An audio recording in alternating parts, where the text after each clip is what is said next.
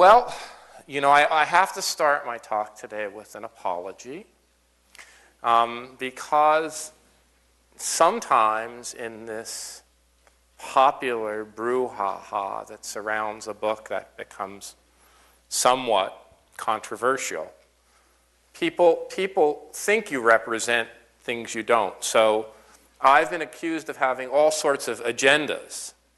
And as an academic and as a scholar, I only have one agenda, which are facts. But I've been accused of having an arts and cultural agenda, I wrote this book to promote the arts and cultural agenda. I've been accused, since the book points to a startling, although quite evident, correlation between not only places that have large concentrations of bohemians, but places that have large concentrations of the gay and lesbian population. I've been accused of having a gay agenda. I've been accused of promoting creativity. I've been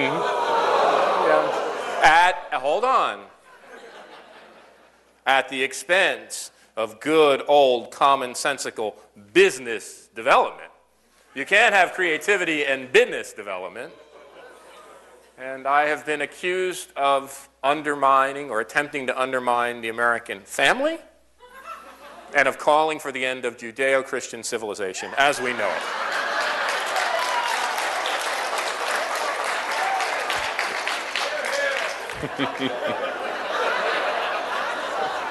I can see I'm not going to have to talk much today. This is great.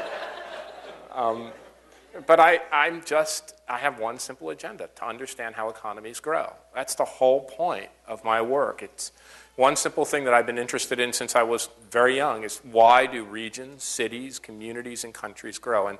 And all of these things I found out were simply a result of trying to get an answer to that question and finding, now there are lots of good things. I know you'll find this hard to believe. There are lots of good things that economists and social scientists do. There really are. But their models are very incomplete, and they're incomplete mainly because they tend not to look at the real world. So what I did was nothing more than common sense. And if you take a common sense approach and you keep your eyes open and you look at the world and you ask people what matters to them, believe it or not, they'll tell you. And so I found their theories incomplete, and I tried to make them more complete. And so that's what I ended up with in this attempt at understanding the world called the rise of the creative class.